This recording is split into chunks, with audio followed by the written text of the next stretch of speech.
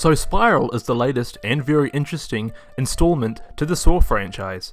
The idea originated when Chris Rock had a chance meeting with the head of Lionsgate and pitched his idea for a Saw film, being the fan of the franchise that he is. It follows Detective Zeke Banks, played by Rock himself, in a cat and mouse game he is forced into by what seems like a Jigsaw copycat killer.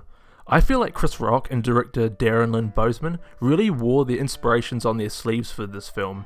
I felt like there were a lot of influences of similar films such as Seven and Zodiac, Seven being a huge influence of the original Saw movie.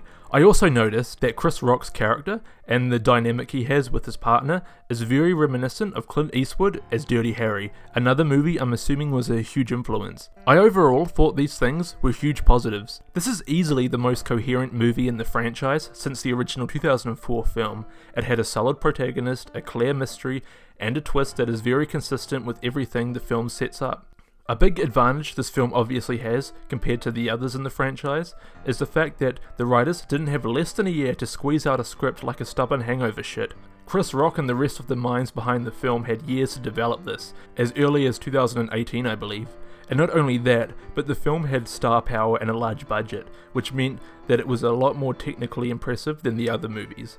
Visually the film was striking, it kind of reminded me of a David Fincher film, and there was a lot more style in the directing that I was expecting. A good example of this is a long tracking shot that really stood out to me in the first 20 minutes. There's also a lot of inventive scares, a lot of which involve the camera moving and panning in ways that capture things in the frame while never cutting. I think it's fair to say that this is probably the most well-directed Saw movie, maybe besides the first. The film's tone was unusual compared to the rest of the franchise. There was a lot more comedic moments than I was expecting, and that's not necessarily a negative. Saw has always been a goofy franchise anyway, so it's not too out of left field to add comic relief. Most of the comedy coming from Chris Rock's character, unsurprisingly.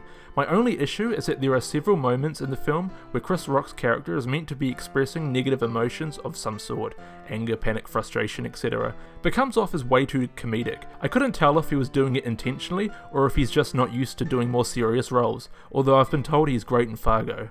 Although Chris Rock mostly suits his role and fits into the film pretty well.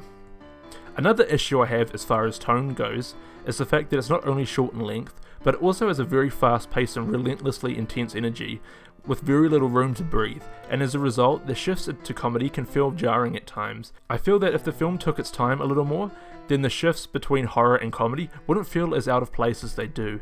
Another issue I have is with the character development. The film did a very good job at developing the main character, Chris Rock, and his relationship with his dad, Sam Jackson.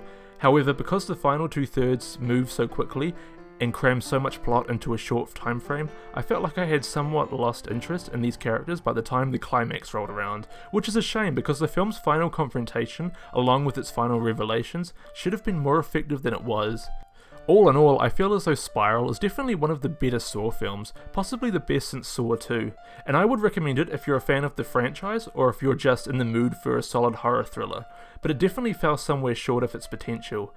If I had to rate this one, it'd be somewhere between a solid 5 to a soft 6. More reviews coming soon, including Angelina Jolie's new movie, Those Who Wish Me Dead, so please subscribe and stay tuned for that if you haven't already. Till next time.